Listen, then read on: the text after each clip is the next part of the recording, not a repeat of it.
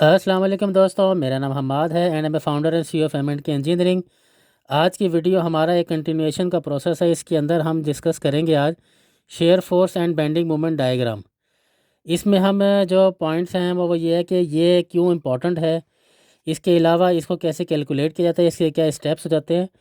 तो इसकी बड़ी अच्छी इंटरेस्टिंग वीडियो है। इस वीडियो को आपने आखिर तक लाजमी देखना है। आगे बढ़ने से पहले हमारे चैनल को लाइक, सब्सक्राइब और शेयर कर लें ताकि आइंदा आने वाली इस किस्म की इंटरेस्टिंग और टेक्निकल वीडियोज़ आपको मिलती रहे। शेयर फोर्स और बेंडिंग मोमेंट डायग्राम को समझने का फ़ायदा क्या होगा, उसका दो मेन पर्पज़ हैं। पहला तो ये है कि जो स्ट्रक्चर का डिज़ाइन है वो एक्यूरेट हो जाए, दूसरा फेलियर एनालिसिस हो जाए। तो इसको हम यूँ भी कह सकते हैं कि graphically displaced internal shear force and bending moment along a beams length to add, मतलब इसके अंदर structure design and failure analysis. इसको कैलकुलेट करने के लिए चार चीज़ें इंपॉर्टेंट हैं। एक तो कहलाता है स्टैटिक इक्विलिब्रियम और उसका जो फ्री बॉडी डायग्राम है। दूसरा है सपोर्ट रिएक्शंस, हमें इसमें कैलकुलेट करने होते हैं। तीसरी चीज़ होती है इंटरनल फोर्सेस और चौथी है movement of different section at the beam. अब ये इम्पोर्टेंट क्यों होता है, इसके तीन पॉइंट्स हैं मेजर। एक तो कहलाता है डिज़ाइन ऑप्टिमाइजेशन। इसमें क्या होता है कि जी हम मुख्तलिफ़ किस्म के फोर्सेस को हाईलाइट करते हैं और इसमें जो फेलियर्स वगैरह को प्रोटेक्ट किया जाता है कि ये फेलियर ना हो सके। तो इसी तरीके से फिर हम जो है मटेरियल की सिलेक्शन हमारी प्रॉपर हो जाती है कि कहीं हम ज़्यादा भारी मटेरियल यूज़ ना करें या बहुत कम मटेरियल यूज़ ना करें। जितनी ज़रूरत है उतना ही मटेरियल उसी सेक्शन का हम इसमें इस्तेमाल कर सकते हैं।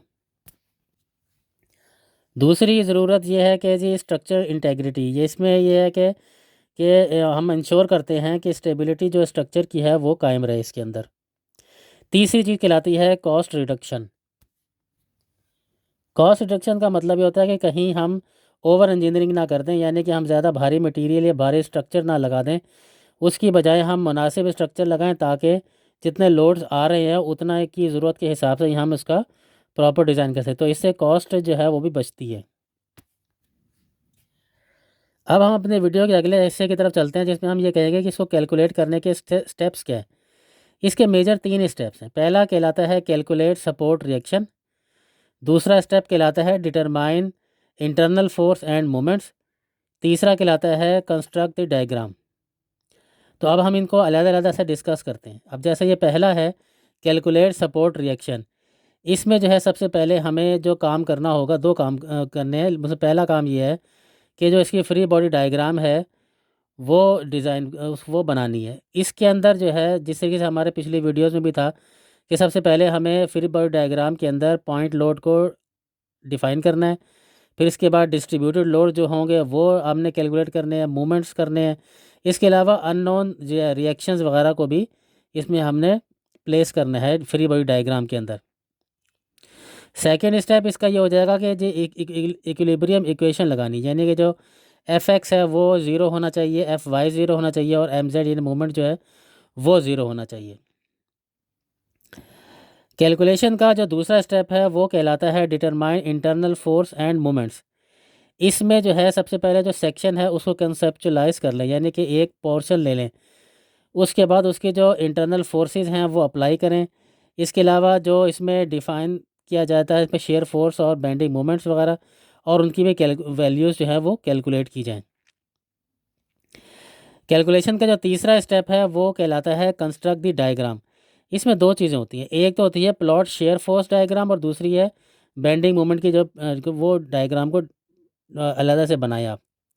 यानी कि इसके अंदर एक ग्राफ आप डिज़ाइन करें शेयर फोर्स का, जिसमें बीम की लेंथ हो और उसमें बीम की लेंथ को जो है हॉरिजॉन्टल एक्सिस में लिया जाए और जो दूसरी शेयर फोर्स है उसको वर्टिकल एक्सिस पे लिया जाए। तो इस तरीके से आप उस शेयर फोर्स को एक ग्राफ के ऊपर प्लॉट कर सकते हैं। सेम इसी तरीके से जो बेंडिंग मोमेंट है उसके अंदर भी आप एक सेपरेट ग्राफ बनाएं जिसके अंदर जो बीम की लेंथ को जो है वो हॉरिजॉन्टल पे लें, एक्सिस पे लें और जो बेंडिंग मोमेंट है उसको आप वर्टिकल एक्सिस पे लें। तो इस तरीके से आप इसके सारी कैलकुलेशन कर सकते हैं। तो उम्मीद है कि आपको shear force bending moment diagram की बेसिक्स के बारे में पता चला होगा। आगे बढ़ने से पहले हमारे चैनल को लाइक, सब्सक्राइब और शेयर कर लें ताकि आइंदा आने वाली इस किस्म की इंटरेस्टिंग और टेक्निकल वीडियोज़ आपको मिलती रहें। बहुत शुक्रिया।